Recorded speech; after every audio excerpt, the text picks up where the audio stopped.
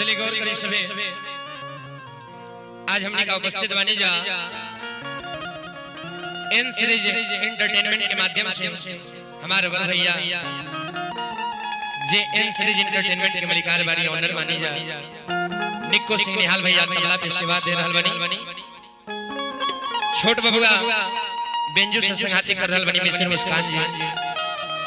फागु बाबा झाल से सेवा दे रहल बनी, अभय कुमार बबुआ बैठल बनी, हम भोजपुरी गायक सोनू कुमार तिवारी रउआ लोग बीच में एगो भजन से सेवा दे रहल बनी कि मन करे गरदन में कि मन करे गरदन में अरे फसरी लगाई अब न सहाता प्रभु राम के जुदाई मन करे गरदन फसरी लगाई अब न सहाता प्रभु राम के जुदाई मन करे गरदन में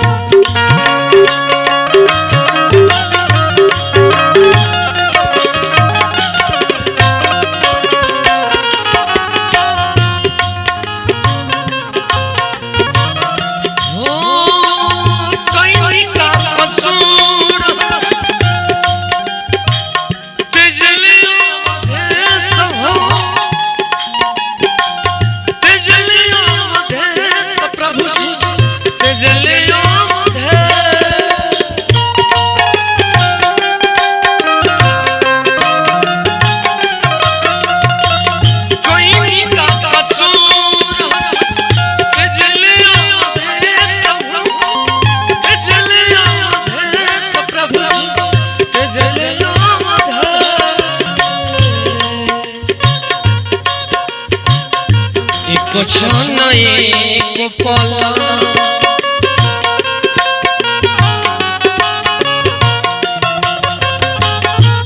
कुछ नहीं को पला अब न सहाय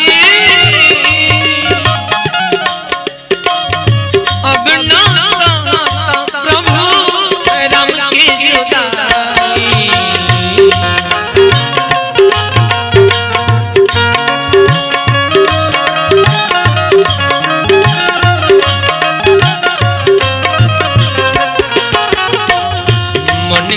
गरदन में फसड़ी लगाई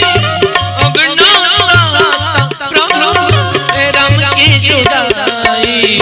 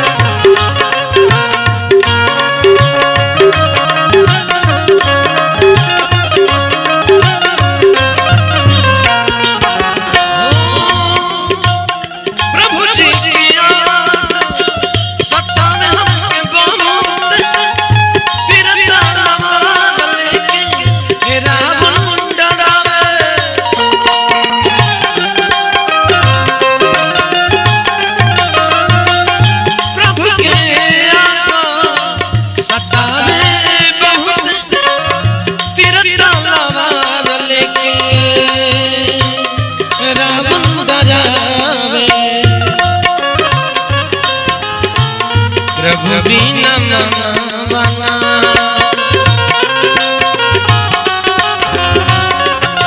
प्रभु बिना मनवाना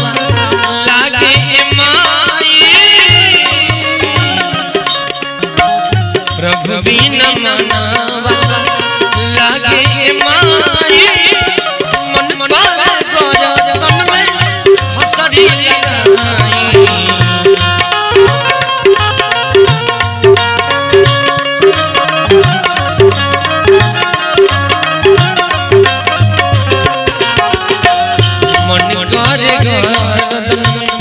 हसड़ी लगा